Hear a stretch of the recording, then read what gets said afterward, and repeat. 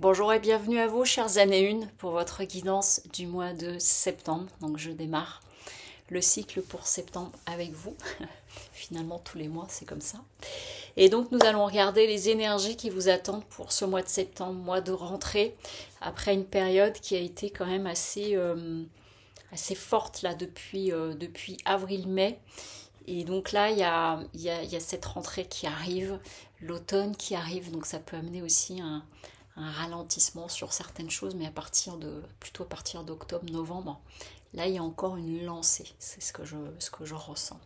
Donc je rappelle que la guidance mensuelle se calcule, l'année personnelle, pardon, se calcule jour, mois de naissance plus 7, et ensuite vous réduisez. Donc si en additionnant tout cela, vous arrivez par exemple à 17, ça veut dire que ça fait une année personnelle 8. Mais là, nous sommes sur les années personnelles 1. Sous la vidéo, il y a donc le lien de mon site avec toutes les prestations que je propose. Alors, allons-y pour vous, pour vos énergies. Donc déjà, je me suis retrouvée avec 3 cartes parce qu'en fait, celle-ci, je l'ai choisie. Et c'est de là... Non, celle-ci, je l'ai choisie en tirant. Et c'est de là, elles sont arrivées ensemble l'une à côté de l'autre. Donc, je les ai gardées. Ce qu'on est en train de dire pour vous, les années 1 sur ce mois de septembre, c'est que visiblement, on est dans... j'entends halte là, c'est-à-dire ne te hâte pas trop, de prendre beaucoup de recul, prendre beaucoup de hauteur, de faire preuve de sagesse. Les années 1, vous êtes dans une énergie de démarrage de cycle en numérologie, et donc du coup il peut y avoir envie de, à un moment donné, que les choses avancent, et puis avec la rentrée, souvent on prend... dans l'été, on peut prendre des décisions, on veut que les choses se fassent. Je viens de finir le tournage de la semaine là, du 28 août, et il y a des personnes pour qui vraiment là, il y a des coups près qui tombent, des décisions, etc. et l'envie d'avancer. Et puis là, on est en train de me montrer, vous voyez, le fait de couper à la hache les amarres. Et on est en train de vous dire pour vous, les années 1, parce que j'ai regardé votre tirage, finalement de garder beaucoup de sagesse dans vos ambitions et dans vos envies. C'est ce que je viens d'entendre. Et ça, en fait, pour garder la lumière, en fait, parce que ce qu'on me dit là, c'est que par trop d'empressement, peut-être, ou d'impatience, ou de choses comme ça, parce que je vois quelqu'un qui trépigne, ça pourrait vous faire perdre votre lumière. Et donc, on est en train de vous dire, garde énormément de sagesse et de hauteur. Donc, ce qu'on vient nous dire au niveau du tarot, j'ai un nouveau tarot, donc j'ai décidé de prendre celui-ci. On a l'équivalent de la reine d'épée à l'envers, donc je vous montre, il est magnifique ce tarot. Et vous voyez, on a un personnage qui est devant, qui garde une porte, avec des colombes au-dessus, hein, qui peuvent être signal de paix, mais en même temps, elle est prête peut-être à en découdre. Sauf que là, elle est à l'envers. Donc du coup, ça peut parler d'une difficulté à voir clair dans les objectifs. Mais peut-être par impatience, par hâte.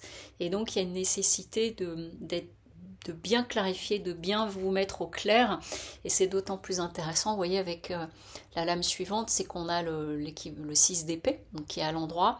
Et vous voyez, le 6 d'épée, ça vient, on voit bien qu'il y a un personnage qui se dirige vers la lumière.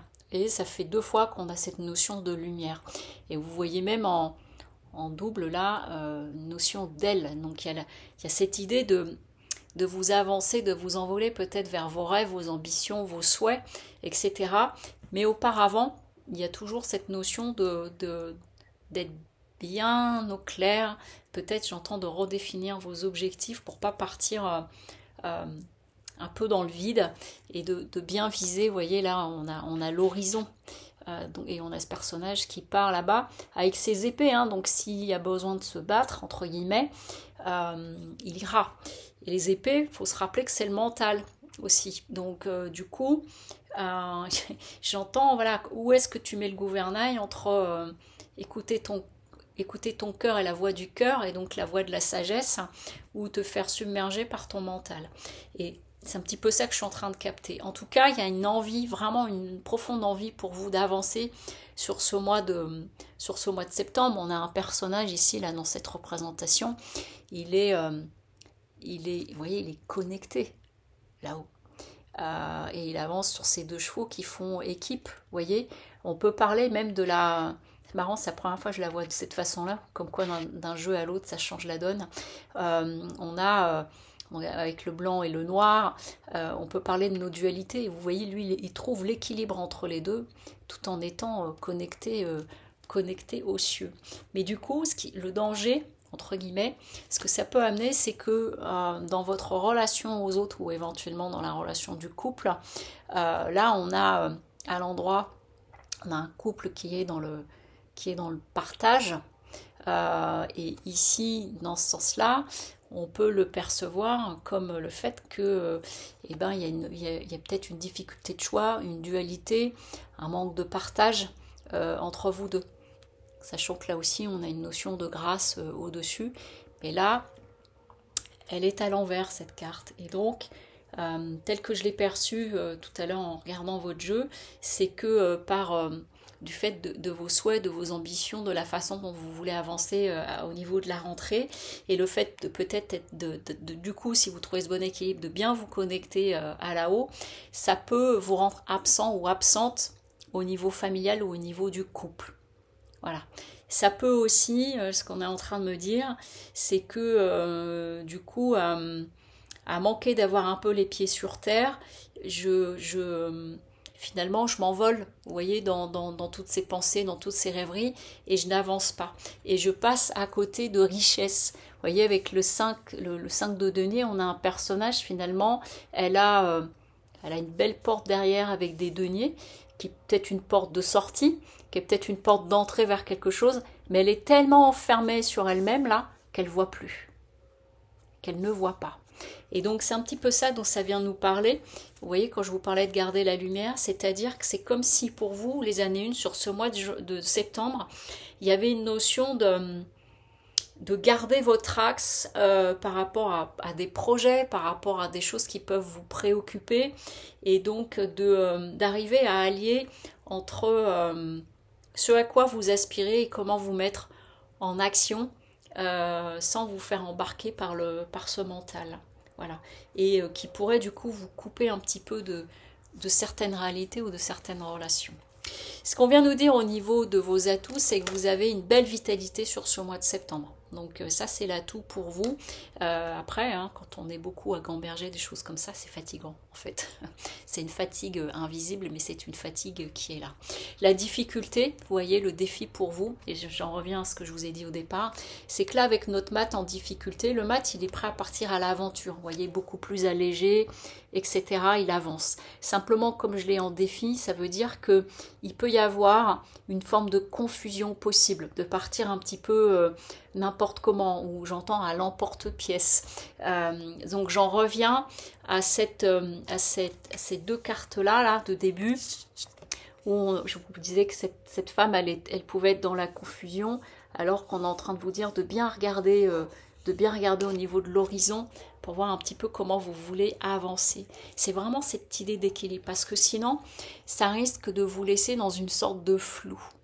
Donc il est assez challengeant ce mois de septembre pour vous, les années 1, parce qu'en fait, c'est comme si, là on est en train de me montrer que vous pouvez avoir tout un trésor entre les mains, mais vous le voyez sans le voir. C'est ce qu'on est en train de me montrer. Et du coup, il y a... Ok, on me dit là de vraiment bien définir ou redéfinir vos objectifs pour vraiment que ce soit bien clair dans votre tête et pas naviguer à vue, et donc d'arriver à trouver ce bon équilibre là pour pas vous couper de votre environnement, pardon. Et du coup, la carte conseil, on a nourri ton âme. Donc, vous voyez, on est ailleurs que dans le mental, on est dans le fait de recentrer, et j'entends redéfinir mes objectifs, mes rêves, mes ambitions. Et à partir de là, ça va vous donner votre ligne directrice, et c'est ça qui va vous guider vers cette lumière-là. Voilà, pour pas vous noyer et pour pas vous couper ou pour pas passer à côté d'eux. Donc il y a comme